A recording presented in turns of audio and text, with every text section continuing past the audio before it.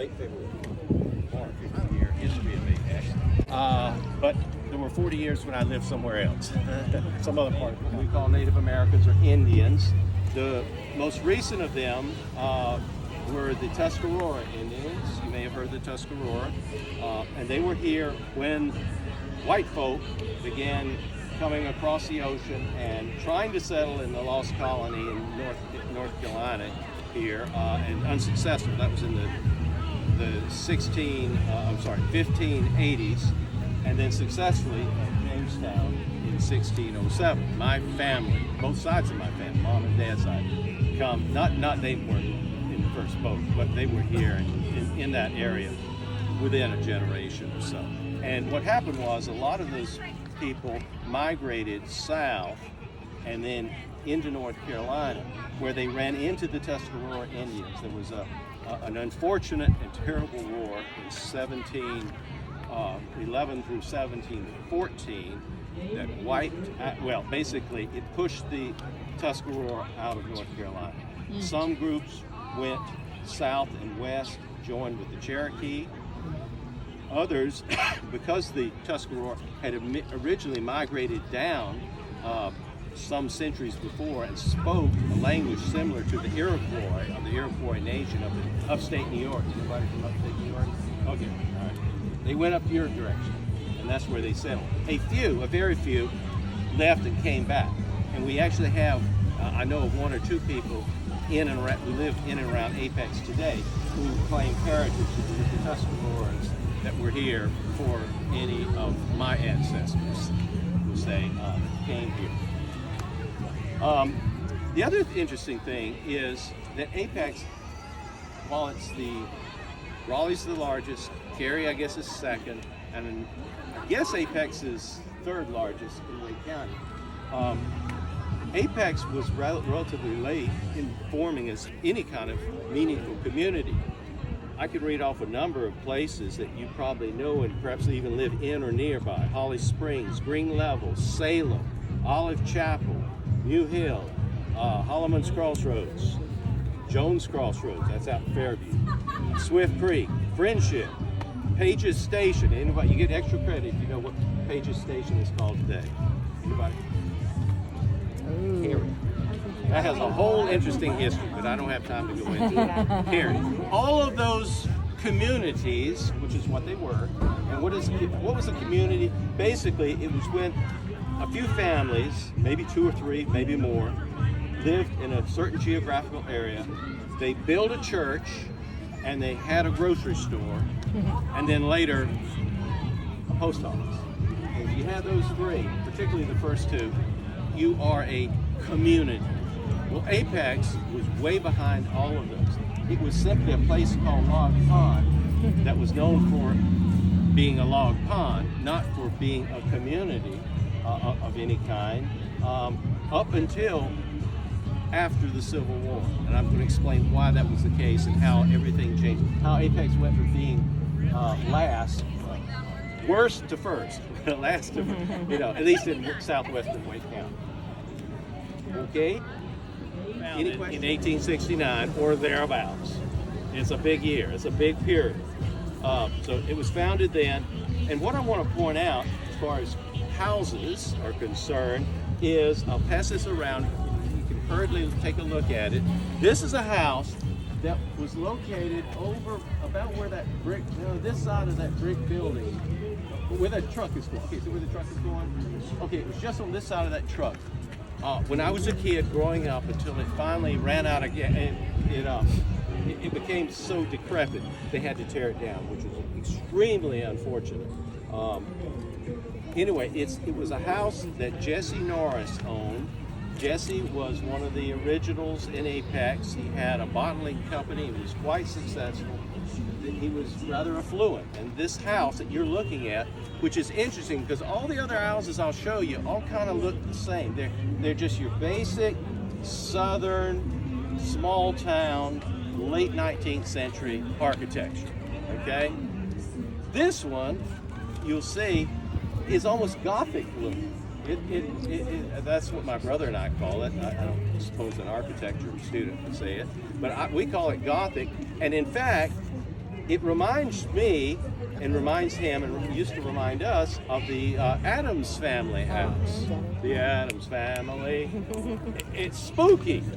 And part of the reason it was spooky, besides being really old and wooden and so forth, was it had two old maid sisters. They were the daughters of Jesse Norris, who lived there for the duration of their lives. And they were very old ladies when I was a little boy. Now, very old means probably they're about my age now. But they seemed really old.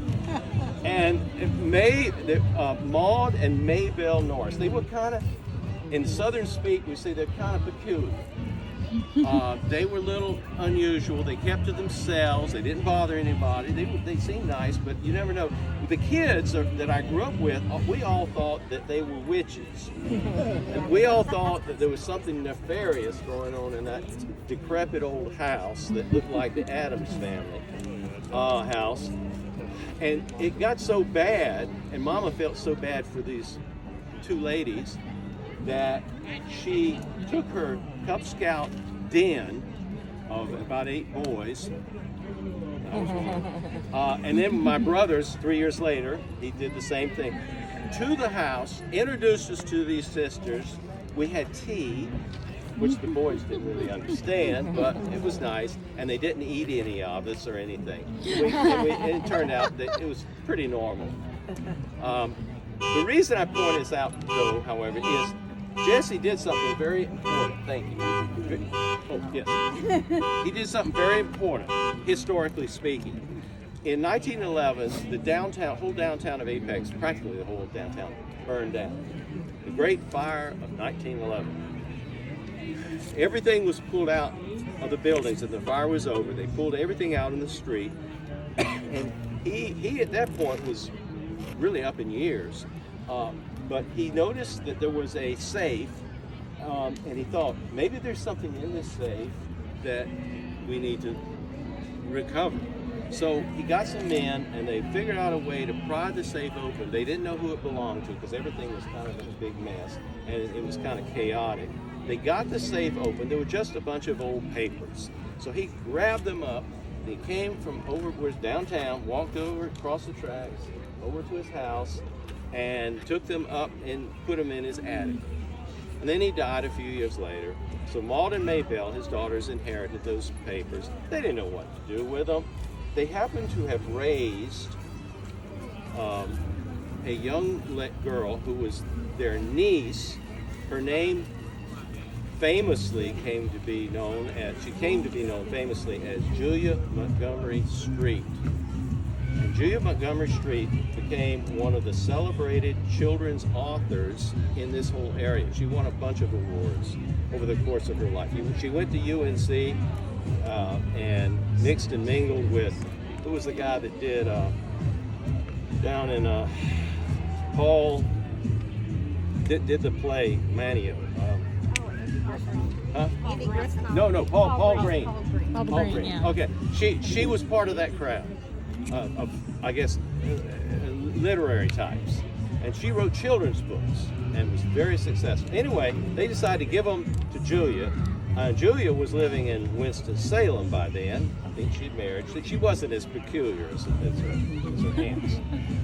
So she was married, and she took the papers, and she put them in her attic, and there they sat. And then along came 1972, when my brother and I were working on our book, Julia Montgomery Street saw in the newspaper or something that Apex was celebrating its 100th birthday. And she remembered she had something up in the attic that her the uncle, great uncle, had sort of given to her, down to her. So she went up and she looked, and then she called my father and my mother. Now, she called my father. My father, for 40 years, was the town attorney. So that was a natural person to call. So Dad and Mom got in the car. They drove up to Winston-Salem and took the papers and looked at them, and lo and behold, they were the original, the autographs, contracts for the foundation, for the establishment of Apex. It was the charter, the official charter, and not a facsimile, not a copy, any of that. It was the real deal. So Mom and Dad brought it back, gave it to the town, and you can see them today if you talk to the right people in town hall. Okay, on the hill, we're going to go back up a hill. The two hills are about the same elevation. This is lower. This is natural. That is not. That is where the railroad engineers decided to level the track because they were going to build a depot, and they didn't want to, you don't like to park your car on a hill, you like to park it where it's left, that sort of thing. So they put this in here. But the interesting thing, and I remember as a child coming through here, walking, there was a culvert here, a big culvert. Oh, by the way, this is called Culvert Street. That's the clue. There was a culvert, and water would be coming out of the culvert. It would cross the street. It wasn't dug out like it is now. It wasn't dug out here. In fact, there is a culvert under. They've covered this up just in the last dozen years. It used to be a ditch, and you would always see water coming out, and up here and then down here. Now there is no water now, which means Apex finally figured out how to get rid of all the water. There's a ton of water in that filled-in area, which would be a problem for a railroad track or train, because you don't want, same reason in your house, you don't want water in the foundation of your house, right? So you don't want that for a railroad track. So when they built this in 1867, 8, 9, when they built this, they leveled it off, but they put a culvert in to drain. And the same is true on the other side of the tracks. And when we get over there, I'm going to talk a little bit more about how this thing called Log Pond, and actually why Apex came into existence. Apex would not have come into existence without the railroad. So anybody who complains about, if you live in or around Apex, you complain about the noise, the train always honking. Some of you, if you live close enough. Okay. You wouldn't be here today if it wasn't for the train. So I cut the train a little slack. This is built up, but it's still a ridge that runs all the way to Cary. And this way, this is Cary this way, and then there's another ridge that where the train track, which is the North Carolina Railroad as well as this railroad, goes to Raleigh. Okay, so there's that way. There's a ridge, and the ridge goes down Old US 1, the old road, Salem Street. If you follow it all the way down to Moncure, back in the day it was called Haywood. Haywood came this close to being the capital of the state of North Carolina. Right after the Revolutionary War, and they had a vote. It was a close vote. This place over here called Raleigh or something like that, that won, but Haywood lost. Otherwise, everyone would be going to Haywood, to the capital. Anyway, it went straight to Haywood. Haywood is where the Hall River is. The Hall River is the river that flows out of Jordan Lake, and just 3 or 4 miles down further, it joins with the Deep River, which comes from the Piedmont area, to form the Cape Fear River, which is one of the major waterways, drainage basins in central North Carolina. Rain that falls on our side of that ridge goes into the Neuse River basin, which is also a ginormous river basin. Rain that falls on the other side goes into the Cape Fear. So why would the railroad build on a ridge? This is extra credit. Why would you build a railroad on a ridge if you could, as much as you could? Because less bridges. Think about it. Creeks, rivers, everything, they start at the top of something and water flows down. But if you have a ridge, that's the top part. So that's where it starts. You don't need a bridge there because it's the ridge. The ridge is the bridge. Everywhere else is the bridge. So that's why they built the train track. They didn't want to have lots of bridges going down, down the way. And so if you own the track, you don't have bridges, hardly, unless it's over a road or something. Okay? This is called Center Street. It's up there. Center Street. And I never knew why it was called Center Street. It doesn't seem like quite the center, but it is. If you were to get in the center of Center Street and walk to the railroad tracks and get into the center of the main track, you'd look down and you wouldn't see anything, which is a shame. They need to put something there, a historical marker. That is the center of Apex. The Articles of Incorporation that I told you about that Jesse Norris saved, they stipulate that the center of Apex, that is the center of Apex, and that the dimensions of the town of Apex extend a half mile east and west and north and south. So it's like a box, and it's a mile from one side to the other, right? That's the original Apex, center of Apex. This house here is the Betts Beasley house. A.N. Betts was one of the first ministers. He was a Methodist minister, and he's buried in the Methodist cemetery over there. But what's more fascinating is the family that lived here later, named Beasley. Mr. Beasley, Mr. John Beasley, ran a mercantile store in downtown Apex, and his father and then their sons and daughter and so forth, they ran it such that they were getting kind of old. Well, I went to school with the daughter of one of the children, so that in the 50s and 60s, Carolyn. Anyway, it was a wonderful store. I told some of you that my wife was a Yankee. And one of the first things we did when I brought her down here, this is before we were married, I said, you got to go to Beasley's store and get some real authentic Southern blue jeans. And so we went to Beasley's, we got blue jeans. If she'd had a shotgun, I would have gotten shotgun shells. That's where Dad got all the shotgun shells, but she didn't have a shotgun. I didn't have one either. And molasses. I remember as a kid, the way you got molasses from the store, you would take a glass jar, maybe 2 quarts, and my mama would give it to me and say, go to Beasley's and get some molasses. So I'd walk uptown and go into the store, and he'd take me to the back where there was a big container. And it had a lever on it. So you take a glass jar, you put under the spigot, and he'd pull it. And it's most wonderful, the best molasses. If you don't like molasses because you never ate that kind of molasses, it was absolutely manufactured down east, and that's how you did your molasses, not in little jars like you do now. Anyway, so Beasley and his wife, they started a family, and the first child that was born was named Tom. Good Southern name, Tom. Then they had a second child, boy also. They named him Dick. So Tom, Dick. Then the third child happened to be a girl. It's a girl. So they named her Ann.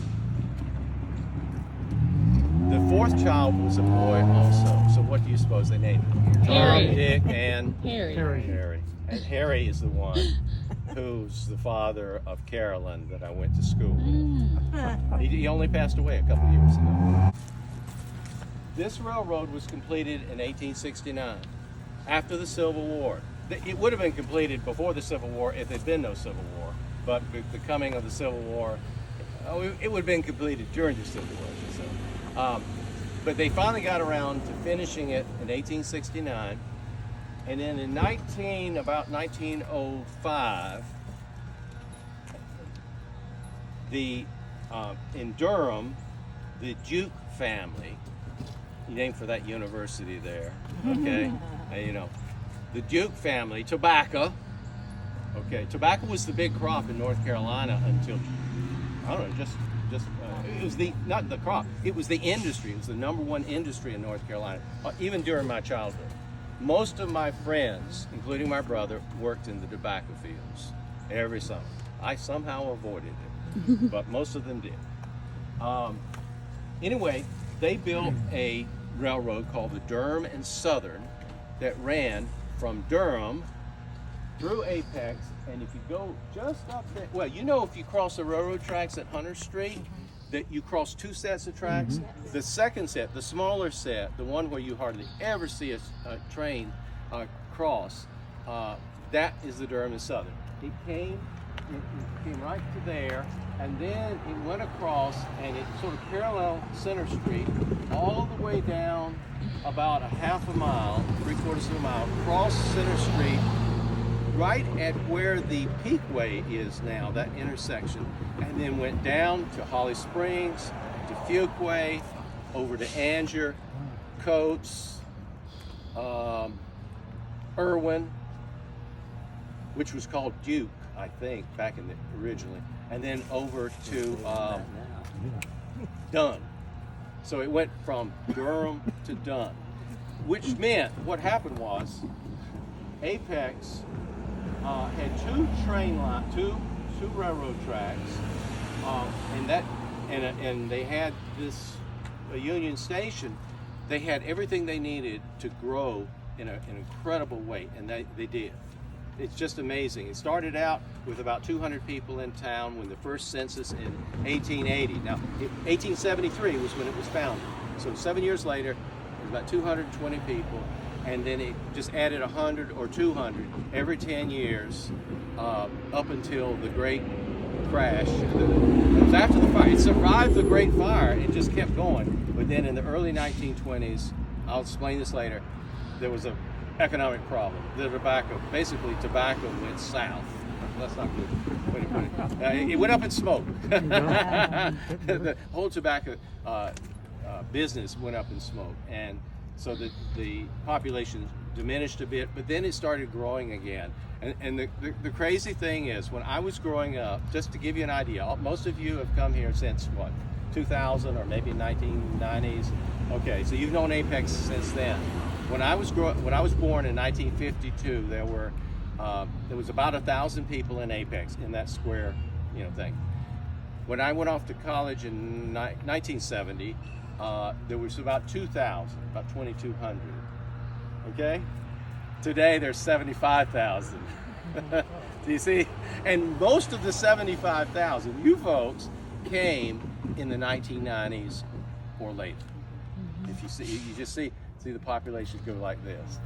Well, the reason Apex grew the first time, it became important, was because of the railroads and that very point you were making. Also, since we're here, it's kind of safe.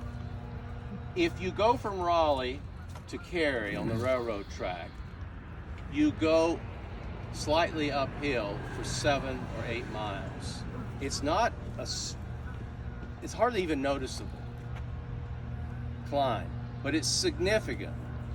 It's significant enough that the tiny steam engines that were built and used in the late 1860s had trouble getting. They could get up to the top, but they would use up a lot of water. And one of the things about steam engines is, and my brother and I talked to some engineers who knew steam engines very well. They said that you had to always keep water in your water tank. If you ever lost all your water, if you ran out of water and you got that big hot fire going to push the pistons and so forth, the whole thing would blow up. You kill people. So you had to make sure you had water. So that was about 7 or 8 miles. I don't know if at Page's Station, which was the name of Cary before it became, and it was a station, it was Page's Station. I don't know if they had a water source right there or not. I haven't seen anything, but maybe they didn't need it, because from Cary to Apex, it was level. I like to say that Apex is 1 foot higher than Cary. And I have proof, because I know a surveyor who told me that. However, I have to admit, he's my cousin. So, and he's lived in Apex all of his life too. Anyway, so it's level. But then what happens is you're going down the track to Haywood, to the Cape Fear River, Hall River. You go 15 miles. So you go the same distances from Raleigh to here, same distance from here down there, and it goes down at the same decline, or the same rate of decline, but it's 15 miles, not 8 miles. And so what happened was, they knew, the engineers knew, if they built a railroad line and it started with all the coal and timber and turpentine products and agricultural products and everything else they were hauling from down there in way out in the country in Haywood, if they were hauling with these little engines and they got to the top of the hill, which is here, it's very gradual. Again, you don't notice it, but it's enough. It's up. It goes up about 360 feet, 15 miles. You had to have water. You could not make it to Raleigh.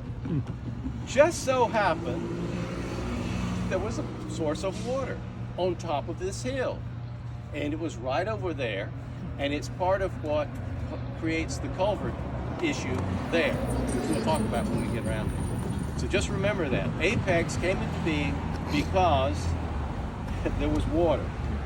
It was on a ridge, and yet it had water. I did a little research a few months ago, and I looked up towns in North Carolina that have some name like Apex or High Point or Summit or Climax. Those are all towns in Apex. Every single one of them is located, according to Wikipedia, the internet is always right? Every one of them is located at the top of a railroad line running from point A to point. High Point, the best known, is the highest point from Wilmington to Charlotte. The railroad went up to Raleigh, and then over to Greensboro, and then down I-85, long before it existed, to Charlotte. So Apex, that's a natural name. Okay, the station, and I'll talk about it when we get over there more. But the train comes along here, and I remember as a kid watching how mail was delivered to Apex. If it came from Raleigh, the train would come down the tracks here. It would get over on the side track, so it would go right next to the station. And about there, just there, right there, was a tall pole that had an arm and a hook, and they would hang a bag, and the conductor, who usually rode in the back of the train but would move up to one of the boxcars, he would get to the boxcar and throw open the door wide. He had a big long hook, and he would reach out, and as it came by, he would hook it and throw it into the boxcar, and then in one move he would kick a bag of mail destined for Apex out on the ground, and the train never stopped. Wow. So he got the 14. It's the third depot. The first was built in 1869 when the train started operating. It burned, and then the second was built. It burned. Apex has always had a problem with fires. And so this was built in 1914. Now 1914 is after the Great Fire of 1911, which actually was after another big fire of 1905. So lots of fires downtown because everything's made out of wood, just about. The town fathers decided after the Great Fire of 1911, no more wood. That is why all of these old buildings, which were all built, except that one, which was built about 3 years ago, whatever. Most all of these buildings were built in the teens after the Great Fire, within just a very short period of time, 2 or 3 or 4 years. They're all brick. This is within the territory the town fathers said you had to be brick. The railroad protested. There was a big debate, fight, whatever, but the town insisted. So there are only 2 brick, old brick depots in Wake County. This is one. Because this was mostly a passenger station, or became mostly a passenger station, they had to have a freight station. The railroad built that, and that's that building there. However, it's outside that district where the town father said you gotta have brick. So they built it out of wood. And that's why it's still built. The depot, anyone? Have you seen on one of the walls? I think it's one of the walls right here. There is a architectural drawing of the interior. this building, architecturally, represents the Jim Crow era. I didn't point out, and I should have, I apologize. If you go down Center Street about a quarter to half a mile, you see the oldest church in Apex. It's actually an African American church, Christian Home Church. That was built right after the Civil War. I mean, Sherman was still, you could still see him in the distance walking away. It was right after the Civil War, or the Union troops came through. They built that church there. That was the first in Apex. But this station, as I said, represents the Jim Crow era, which began at the end of Reconstruction in 1877 and lasted until the Civil Rights Movement of the 1860s. Now, why do I say it represents the Jim Crow era? Because the way it worked was, and this is part of the social culture, the Southern culture, and if you didn't understand this and you were black, you'd be in grave danger. And I mean grave danger. This door was where luggage was kept, that stuff that was going to be thrown on the train. This was for black passengers. And you go in, there are 2 bathrooms here for the black passengers. A men's room, a ladies' room. Each one has 1 toilet. It's very simple. In the middle is a section, not very wide, for the ticket, where the guy sold tickets, and he would have windows on both sides. He could turn to the black side, he could turn to the white side and sell tickets. This side was the white men's restroom, again, 1 toilet. And then you have this 1 door, and this area is where the white men would wait for the train. And then over here, where those 2 high windows are, was the bathroom and a special big room for women, especially single women, or women with children. White women. So the white women were as far away from black men and women as possible. But there was also concern back in the day that even white men could be predatory, so they put the white women by themselves. Way over there. Oh, and their bathroom had 2 toilets. So make of it what you will. That's part of the culture that even I grew up in, because this did not change until the 1960s and 70s. I graduated from Apex White High School in 1970. I was the last member of the last graduating class before full integration. My school was where the middle school is today. All 12 grades. I graduated in a class of 66. Big school. That's why our football team lost for 3 games. The black school was where the Apex Middle School is, down where the next big water tower is. And that was a black school for 12 grades. You mean Apex Elementary School? Is it called elementary? I'm sorry if I got it wrong. Elementary. Okay. Yeah. The middle school is on 55. 55 and more, and then Pigeon Road is the that's the okay. Thank you. So now it used to be, we called it the Old Town Hall. It was built also in 1914. This is 1912, I believe. 1912. It has 2 floors, just like it is. This has been restored.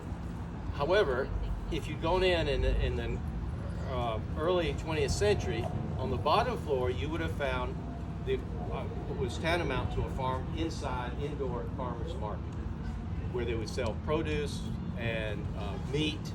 So there were butcher shops and everything like that. Yes, right there, the white building. The back of the building, however, was where the jail except there was a jail for whites and a jail for blacks.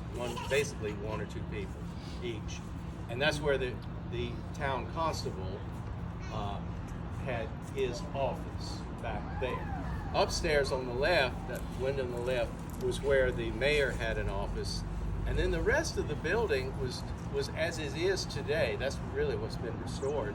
Was a gathering place, a center for the arts, such as there were in a small southern town. H.C. Olive was the first mayor. Interesting fellow. At age 25, he became the mayor. He was already by then, this is 1873, he was already by then a Civil War vet, a Wake Forest College graduate, and then he later became an NC State Senator, chair of the Wake County Board of Education, and one of the leaders of the North Carolina Baptist State Convention. So if you happen to be a Southern Baptist, he's your guy. Okay? He figured very prominent. He's got more money from the government than the black kids, which means the white school was about this much better in terms of, desks, chairs, books than the black. But basically, because we were located on the edge of the county, far away from Raleigh, we did not compete with Cary or some of the other areas closer and closer. The house is set. You cannot see the house. Maybe I do. But back next to the new town hall is an old house that is not, no one lives in it right now. It was called the Utley Tunstall House. Utley, this was built in 1870, so right as the railroad just started to be running. It was built right on the railroad, again, perfect location. Utley was the town's first police officer, first marshal, they called it. He was a Confederate veteran also. He fought at Gettysburg. He was captured. He became a POW in New York. There was a prisoner exchange. He didn't come home the rest of the war. Instead, joined up with the Confederate troops again, and got injured, lost his leg. So, Apex's first marshal was one-legged. I think is very interesting. I guess if you were a bank robber, if you just run a little faster, you could get away. The only other thing about the house that I would point out is I believe, although the Guinness Book of World Records doesn't have this, I believe the longest home run in the history of baseball was hit from right in front of the house, and I know that for a fact. I witnessed it. I was the pitcher to my friend William Tunstall, who lived in that house, and I pitched a ball to him when we were both probably about 10 or 12 years old, and he was an outstanding athlete. He hit the ball as hard as he could, and it went out to the left field, over the yard, and just at the same time, one of the mile-long freight trains was coming through, going north, and it landed perfectly in one of the boxcars. And so we calculated that probably it didn't stop until it got to, I don't know, New York or Baltimore. Longest home run. If that car dealership wasn't there, by the way, that thing's been there since I was a kid. It's as old as I am. You can barely see the top of the house behind it. That's the White Duncan house, and I point that out to you because there's a couple of reasons. It was built by a man named Patrick Dow. He was a minister who I think married into money. He owned, maybe his wife with him, I don't know, it's usually just the man.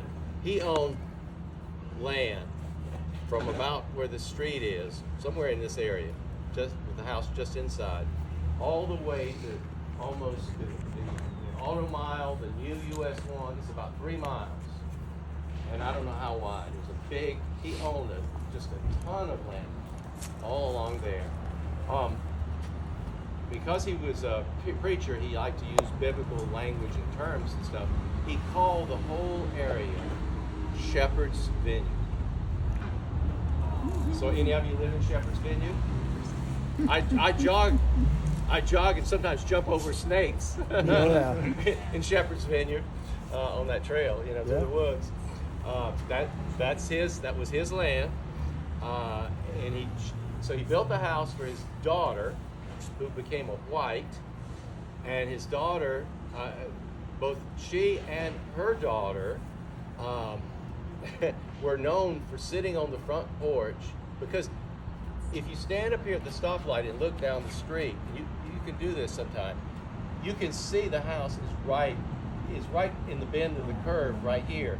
So the house had a perfect view of everything going on downtown. And apparently she was something of a busybody. And so when people would drive by, or when they're horse and mule and buggy kind of thing, she would stop them and engage in conversation, or if she felt they had done something that she didn't like, she would tell them. That's the reputation that this daughter, White, had. And then her daughter also had.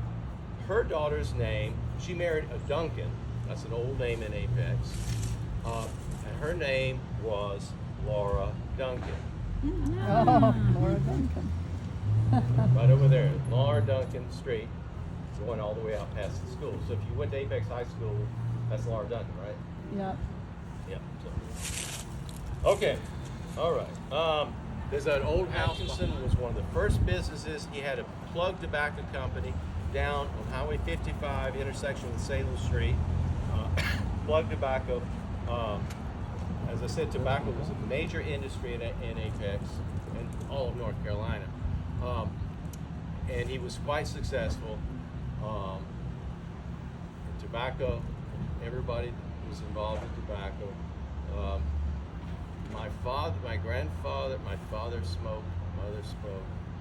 I guess my grandfather, he was so old I don't remember. My grandmother dipped snuff. That's just what you did back in the day. My generation didn't do that. What is plug tobacco? Is that chewing tobacco or is it? Yeah, my uncles, I had an uncle that used to chew quite a bit, and so he'd carry around his cup. We'd go to reunions and stuff. He'd sit there in his rocking chair in the 50s, and chewing that tobacco and spitting it out. Oh yeah. My mama didn't like it, but she'd tell her brother, clean it up. But anyway, tobacco was the king. In 1906, 5 and 6 and 7, 3 tobacco warehouses were built in Apex. And this was a big deal. This was one of the biggest operations in this part of North Carolina. 2 were on Hunter Street, right up there, and the other one was Tobacco and Mule Exchange, right there. You go inside and go down in the basement, you kind of see the way it was constructed, even now.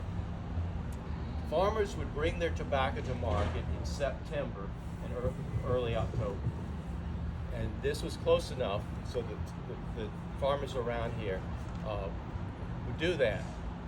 However, in the early 1920s, the tobacco economy blew up. It went up in smoke. And there were several reasons. One was the Granville wilt. Granville County is up north. There was a blight that got attached to the tobacco leaves, and it moved south like Dutch elm disease. Same deal. Came down, destroyed a lot of tobacco. NC State University, the researchers over there finally figured out how to stop it. It was too late to save Apex, but sometime in the early part of the 20th century, they finally figured out. So if you're a Wolfpack fan or Red, you can be proud of that. So that was one thing. Another thing was I think the biggest thing was the fact with the railroad here, and with the invention of the cars and trucks, combustible engine. Suddenly farmers, and because Henry Ford built a vehicle that even my grandfather who was a farmer, dirt farmer, way down where the power plant is now, the nuclear power plant, even he could afford one.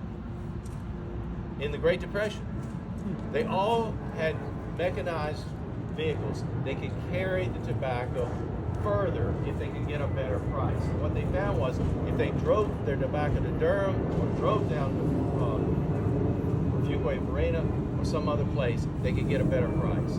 So these sort of things combine to kill the economy, and Apex suffered. And to be honest with you, the economy of Apex suffered from 1921-ish until almost you guys came along, until the 1960s.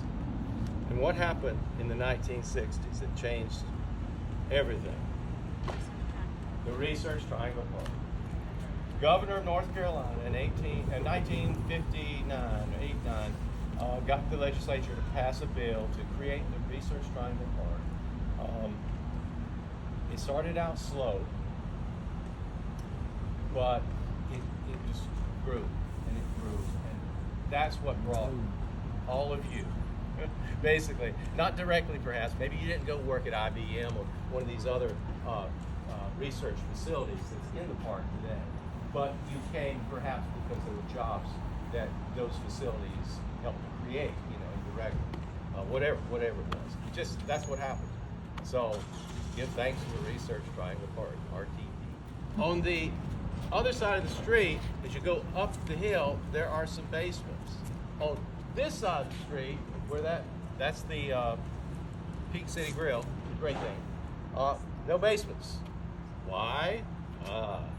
Because log pond, or what created the log pond. Are you comfortable? Yeah. More comfortable here than you would be. Normally I do this part in front of the fire station, but I think it's better here. So there was a pond, not deep probably, but a pond where the fire station is now. There was a pond there, originally. On deer, bullfrogs, lots of bullfrogs, so much so that a man I interviewed in 1972, who was at the time 99 years old, meaning he was born the year that Apex was founded, he grew up here, and he said the bullfrogs would be so noisy on a summer night, you couldn't hear yourself in conversation with someone else if you were downtown. It was that many bullfrogs. It was real marshy. This is a marshy area right here. If you look up this way, you're going uphill slightly. If you go this way, you're going uphill. This is not a very large watershed, but it's still substantial. And so whenever it rains, water flows down here and flows down there. Why doesn't it go down in the ground like it's supposed to? Because right underneath us, and maybe if you've done some gardening here, you notice this, you dig down about 8 or 12 inches and you get to what? Red clay. Clay. It sounds like you know about it. When I was a kid, we would play Cowboys and Indians and World War II and all that stuff. So what do you think? One of the prerequisites is you have got to dig a foxhole. And so my kids I grew up with, we would dig foxholes, to pretend. Except that we go down about 12 inches and we quit because we get to the clay and we get the pickaxe, we get everything we could think of. We could not get through that to save our lives. This whole area is got clay, dirt, just topsoil, just a little bit on top of clay. Clay is impervious to water. Water sits on top of the clay, doesn't go through the clay. As a result, the water, whatever rain, it all comes down here. Nothing goes down to an aquifer way down where you can dig a well and all that. It all goes down here, and that's the low point right there, where the station is. When the fire station was built, it was built in the 1920s. I'm sorry, not the fire station. The fire station was built in the 40s. In the 1920s, there was a gas station there, a Kyrus Kelly's gas station. Kyrus Kelly had a bear. That was one of the attractions. We went to this station to gas up, get to see the bear. And sometimes Kyrus Kelly, when he got inebriated, would take the bear out and dance with the bear in the street. But that's not what I'm telling you. They had to have big tanks for the gasoline. I guess there were probably two grades back then. Maybe diesel and regular.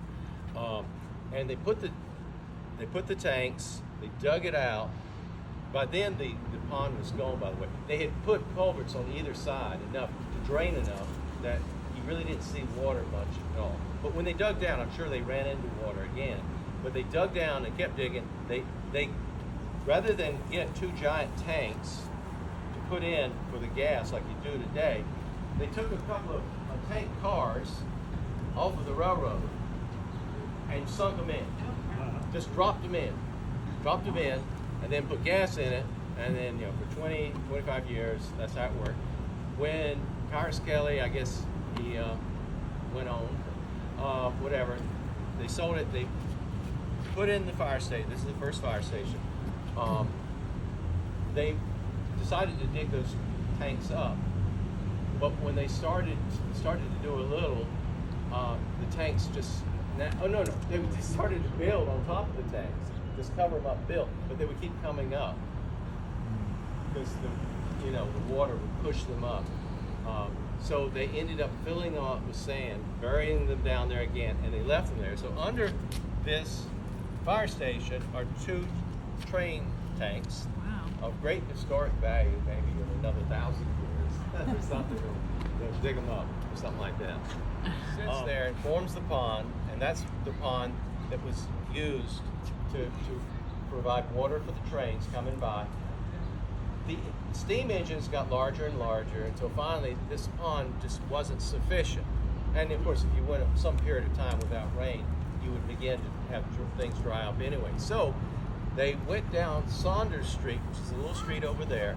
They went down to the kind of the bottom there, about a quarter of a mile down, dammed up the little creek, which is really the drain for the log pond up here, and they hoped to make a bigger pond. That didn't work. I don't even know why, but it didn't last very long. So then they went in 1913, followed that creek further until they got to the other side of Chatham Street, and there's a pond over there called the Seaboard Pond. Seaboard was the name of the train line. Originally, the train line was the Chatham Railroad. Then it was the Raleigh and Augusta Railroad, and then it became the Seaboard Railroad. The Seaboard Railroad was the railroad when I was a kid. And the Seaboard Train Company went all the way over there. They dammed up the creek way down there, and the pond is still there today. If you drive on Highway 55 or William Street, and you're going just past the Apex utility buildings, and you're going out of town, look on the right. You can barely see it because of all the foliage, but you will see an old granite dam built in 1913 or 14, still there, cracked. You figure one day it's just going, and with water coming over it. Mm-hmm. My cousin Staley, the surveyor, he's lived here all of his life, and he because he's a surveyor, he notices all this stuff that I don't necessarily notice. He says, every time I've driven by, I've never driven by in all my 60 years of life, I've never driven by and not seen water coming over the dam. Where does the water come from? From here. So the water is constantly draining, even though it's covered with concrete and tarmac and all that stuff. There's still, the water has to go somewhere, and it's going out. The Seaboard Pond was big enough to provide the water needed for the steam engines until diesel took over in the 1940s. They took the water from the Seaboard Pond, pumped it about 3,000 feet on Chatham Street, up just to the other side of Chatham Street, right over there was a water tower, not big like water towers today, but a small water tower right next to the train track. And it had a spout so that when a steam engine came by, it could stop and it could fill up its tank. One of my older friends, I mean, he's like 10, 15 years older than I am, who still lives in Apex, and I won't name him, he decided one day, I mean, teenagers do crazy things. Sorry. He pulled it down and all the water came out. This was after there were no more steam engines, so it just made a mess, a muddy mess. He got in trouble. I also report other teenagers of that era, maybe a little later, used to swim in the water tank on a hot summer's day because we didn't have a pool. So, he even got the News and Observer out here to report on it. As a result of the rebuilding, the town became kind of famous for how quickly it rebuilt. And so in the News and Observer, 2 years later, is this comment. Raleigh, big capital city of Raleigh. Raleigh has taken for itself the fine motto of the city of Apex, to wit, pluck, perseverance, and pain. And I've always been proud of the fact that our little town gave that big city a motto, and that's why my brother and I named our book Pluck, Perseverance, and Pain. It really captures the spirit of the town during all the different phases of development, not development, and so forth. How'd the fire start? Oh, wouldn't wish we knew. There were several theories. One was, it started at the very top of the hill, the building on, I think, on the right. It was at that time, a fellow named Jinx ran a butcher shop. And like everybody else, he smoked and stuff, tobacco products. But he claimed that sometime in the night, apparently, some mice got into something, knocked something over, lit a match. It was kind of really vague. That's what he said. That's what he said. Blame it on the mice. That's what started. I don't know. I'm a little skeptical, but that's what he said, and it just spread from one building to the next. Back in those days, there was no waterworks. The streets were dirt. No curb and guttering. No plumbing. I mean, this was before they built even the train waterwork thing. So one of the comments in the newspaper is, it's a shame the town burned down, but then it had no water, no public water.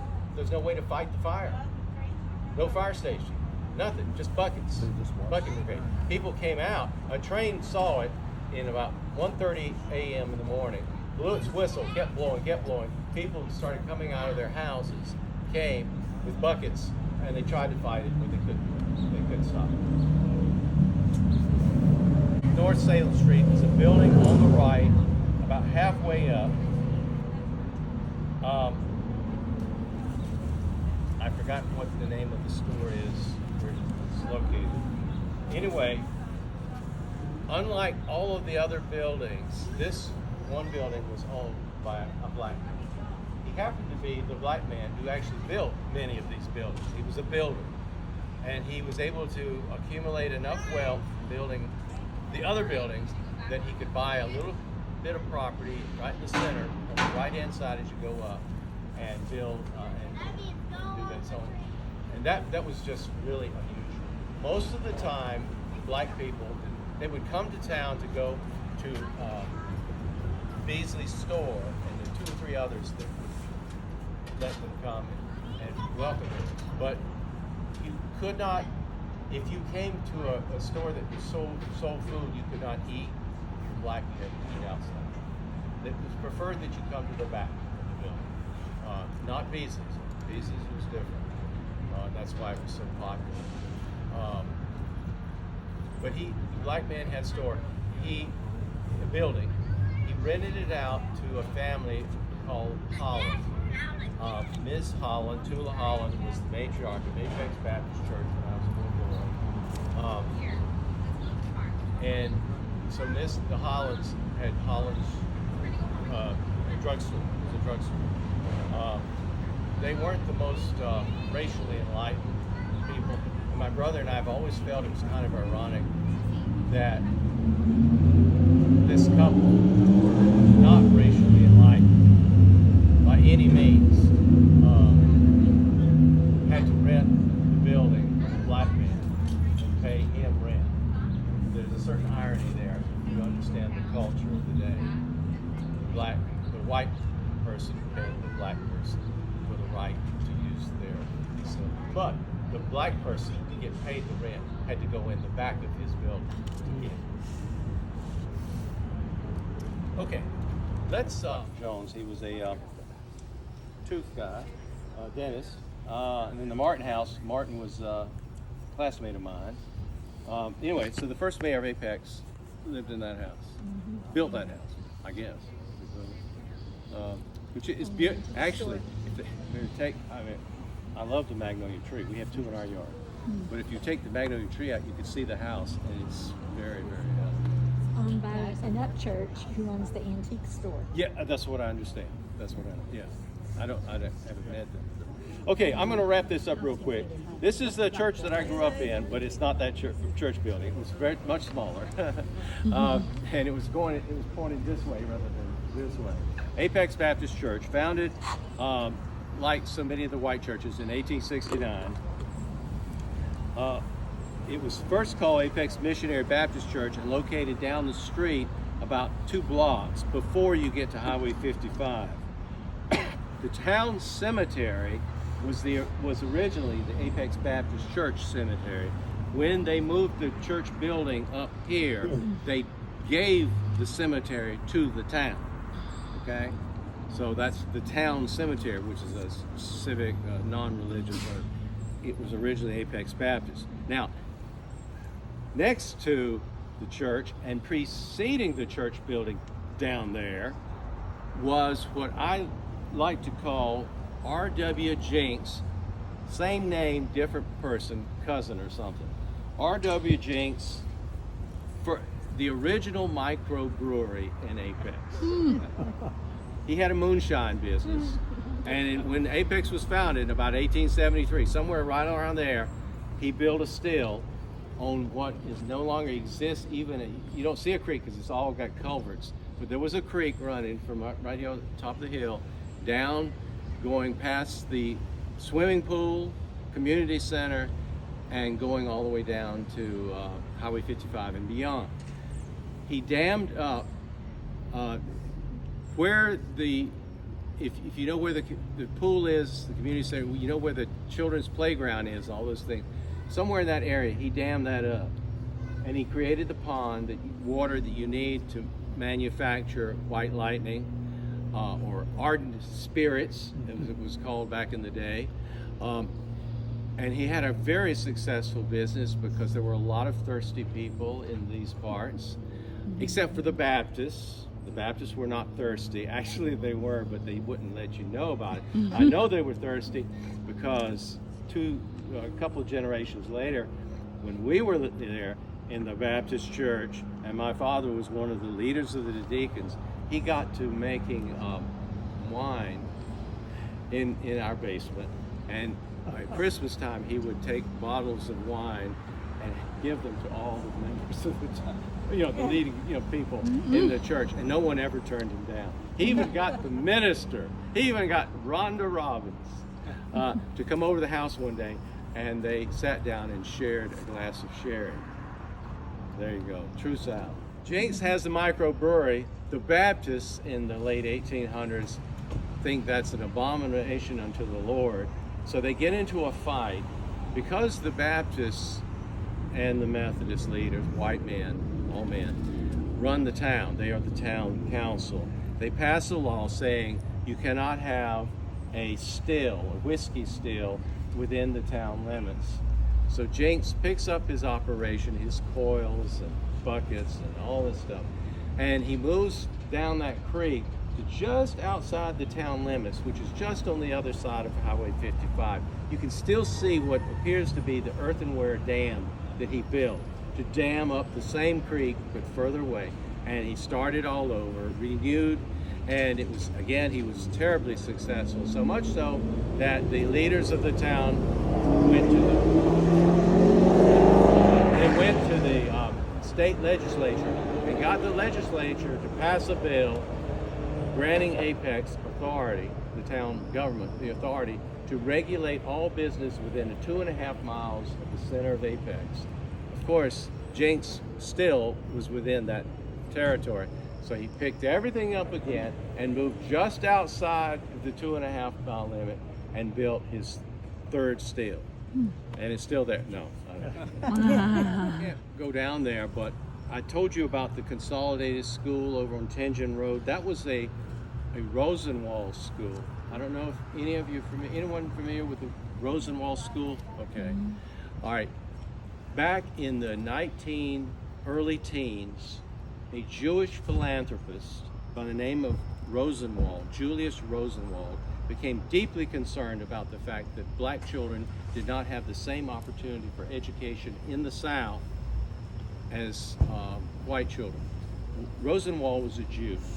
His family had come over from Russia as a result of the pogroms way back in the 19th century, early 20th century.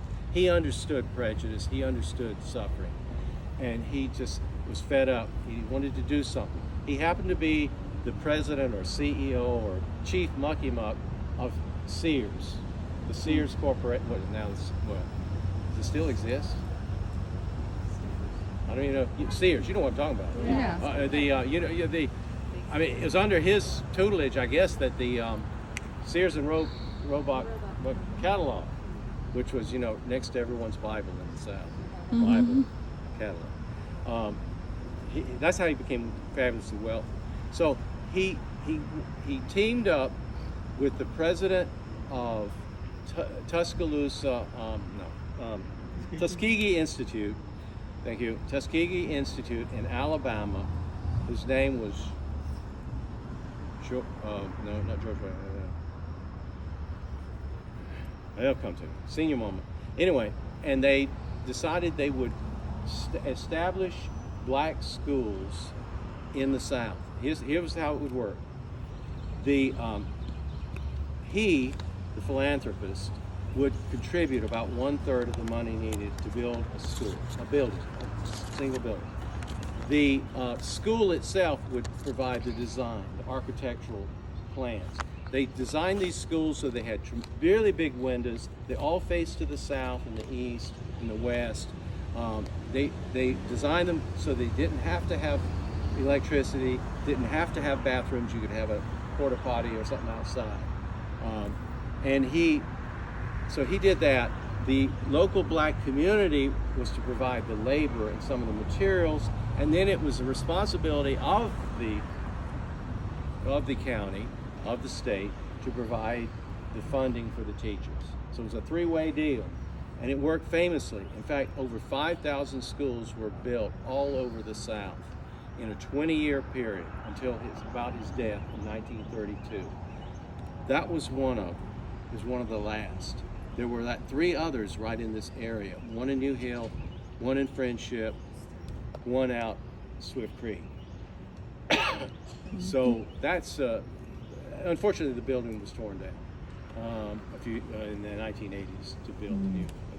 That was an important part of our history. Right now, the community, the black community living in Friendship, has identified the building that was their school, built in 1921-22, and they're trying to save it. And to do that, they've asked the person who's the current owner, a white guy, if he would give it to the community, and he has said yes, he would do that. So they're in the process of trying to preserve that. It'll be exciting because the building will then be used for a community, some kind of community purposes. No, next to last thing is, if you go down this street and cross the Highway 55, on the left is First Baptist Church. That was the First Baptist Church. It's a black church that was founded a year or two before this church, so they got to be first. They didn't want to call themselves Second Baptist. Whatever. And so you go down a little further, and on the right is a little church called St. Mary's AME. Have you seen it? It's a little church, brick building. So I imagine 99% of the people who drive by there and see that say, okay, they're celebrating the mother of our dear Lord Jesus Christ, right? It's the mother of Jesus, whatever, the Madonna. That's not the Mary. That's not why it's not named for Mother Mary. It's named it's named for Mary Margaret Crutchfield Baldwin. She was the wife of James Hayes Baldwin, who was the pastor of the church in the early 1900s. But she was more popular. She was more famous. She was the matriarch of the whole black community in Apex, much of which lived on the other side of Highway 55 in what we call the South End. She helped start movements like the Tent Sisters in Apex, which reached out to poor, impoverished mothers and women. This is long before there was the word feminism. She was involved in feminist work in the African American community. She became extremely famous and popular. So they named the church after her. What's interesting is they had a number of children, about 6 or 7 children. One of them became a doctor, became the first doctor in Martinsville, Virginia, which is a little bit over the Greensboro line, over the North Carolina line, above Greensboro. Dana Baldwin was his name, and in the course of his lifetime there, he kind of created a kind of black Wall Street. It's remarkable the number of business, not so much businesses, there were buildings for business, but cultural centers and pools, swimming pools and tennis courts, and all of these other things to give the black children in that very conservative town the same kinds of recreational as well as business opportunities as the white children. What we know about him is that while he was a doctor, he didn't get paid very much. Black people didn't have a whole lot to give him. And in fact, the white doctor, who's the most famous, Dr. O.S. Goodwin, passed away a few years ago. He was an old man when I was a kid. He used to say that he made money on his farm. The medical stuff was just break even because the people he serviced were mostly low-income people in Apex. And wasn't that the hospital? What? That Rose and Lee building, wasn't that the hospital? Right there. That was Dr. It wasn't a hospital. Dr. Hart. No, Dr. Hart was over there. Dr. Pearson's office. It was an office. I got a shot in there. I'll never forget. Penicillin shot. Needle was that? Golly. I'll never forget that. You're bringing up traumas. Anyway, I want to finish the story. Dana was one of the, they had another son named Joe. The reason my brother and I wrote a history of Apex, part of it is, Dad said to us one day, I'm a junior in college, and Warren is I guess a senior in high school? No, maybe, whatever. Anyway, he's in high school, I'm in college. He says, boys, I want you to go write a history of Apex because we have this bicentennial coming up, and a centennial celebration coming up. We need all this information, and we'll sell the book, make a book, sell it, so forth. He said, the reason I want you to do it is I want you to figure out what the heck was the Baldwin gang. When I was a kid growing up in the 1920s and 30s, there was a group called the Baldwin Gang, and they were notorious. They were bootleggers. They ran whiskey and liquor from here all the way up to Virginia and came back. And the law tried to catch them. They could never seem to catch them. They always escaped. Well, that gang was led by Joe Baldwin, preacher's kid. He had a knack for business, like R.W. Jenks. And he knew that people wanted the stuff he could sell. So he had this gang that was notorious and operated for a couple of decades. He would come through town, and he may have been the wealthiest person in Apex. And some reason the police never really could catch him or arrest him or something. Anyway, the land that the Consolidated School, which was the land for the Rosenwald School, the black school, which is now the, what did you say, elementary? Is that what you called it? Apex Elementary. That was his land. He donated it. The black man who was the rum runner donated the land so they could build it. And it's my theory, and that's all I can say is a theory, my theory, because some of the oldest members of this family, is still alive. They don't really want to talk about it. You know, their relative being a notorious gangster. My theory is that his brother Dana up in Martinsville, where he got the money to do what he did, was because it was laundered by his brother. You didn't hear me say that, but that's my theory. So anyway,